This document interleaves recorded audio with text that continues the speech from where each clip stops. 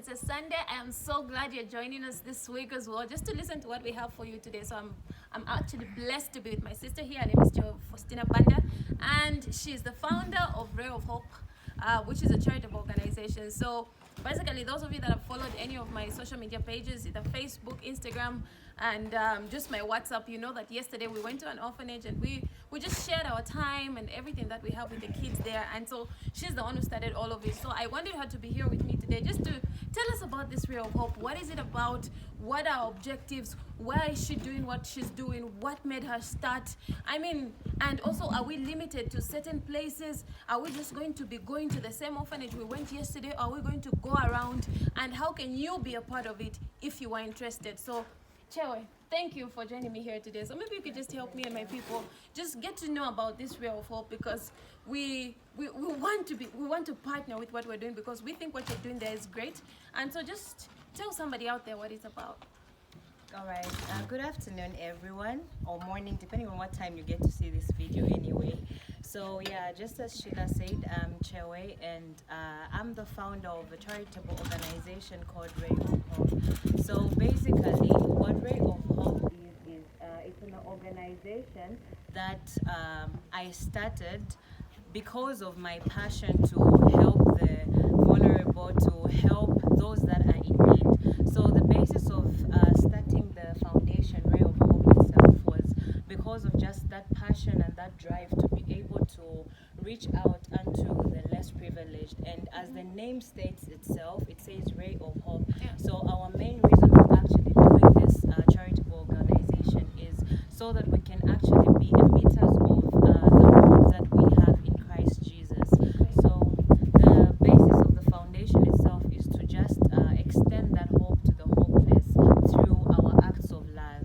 Okay, great. So this just gets me back to some time back. I think last year we had just come from school and we visited an orphanage with Mam Kaswande. We have a woman, a prayerful woman in the church, and we happened to tag along with her, and we went to this orphanage, and it was just a whole beautiful thing that she was doing there, and we got inspired. So I just want to know, was that the moment that it hit you that maybe this is something I should do, or was it something that you had already birthed in the inside of you that you just needed to know how to go about it? Okay, basically it's something that I've always been passionate about. Okay. So doing that orphanage visit, I think after coming back to Zambia, just rekindled that love for charity work, and I just found so much fulfillment in that visit that it stirred up something that has always been there in the inside. Wow.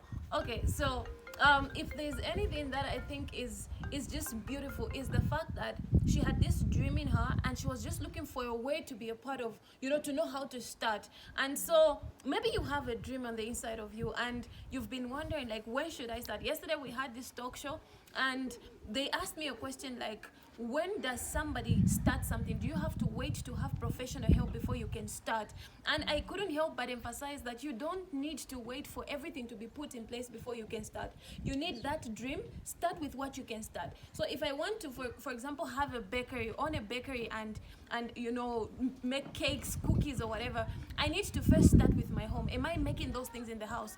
I start with just the people in the house testing them, my neighbors. Then as I grow and people get to know about what I'm doing, then eventually I can open up the bakery. So in the same way, that's how it started with her. It all started with a dream on the inside. And then we tagged along with somebody who was going to an orphanage. And when we went there, she came back and she said, you know what?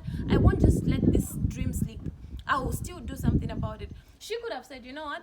I am just this girl who has this dream, but I don't have any non-governmental organization supporting me. I don't have funds. I don't have all of this. So just tell us about that. How did you put everything together to be able to go? Did you have somebody sponsoring the thing? How did you just arrange everything? Like, maybe you can just let us know on that part. Okay, somebody sponsoring, we had God. That's all I can say. We had God. Yeah. There was not so much like sponsorship coming in from the outside, but one thing that I get to discover is when you have something that God has placed on your heart, somehow He arranges those people that will tag along to sponsor that thing. So we just started out as friends, and we were like, whatever we have, no matter how little we have, if you have a 10 kwacha, no matter how small it is, let's just put something together together and get started on this thing. So that's what we did. But the beautiful thing is, somehow along the way, when we would tell people to say we are doing this, we'll get somebody to say, oh, I would really love to be a part of this thing as well. And they'll be like, okay, I'll send you a little something. So even the time we were going to the orphanage, it was really overwhelming because we actually found that what we had with us was way more than what we had budgeted for. Even the day before when we were buying things, somehow God just worked it out. Yeah. So if there's anything that I really want to emphasize to you today is start that little thing. It may seem like, I can't start it too little. Just get started with something. One thing that I know about God is He always sponsors His projects. As long as it has love for His people, love for Him, it's got love around it. The motive is good. Trust me, some way somehow the funds will come in. Some way somehow God will find a way of working it all out. So my message for you this week is just whatever thing you have, whatever dream you have on the inside of you, don't let that limit you. And the beautiful thing is, when we did go to the orphanage yesterday, we went there and we said, what can we give to these kids? And they were singing to us, and we said, let's also sing with them.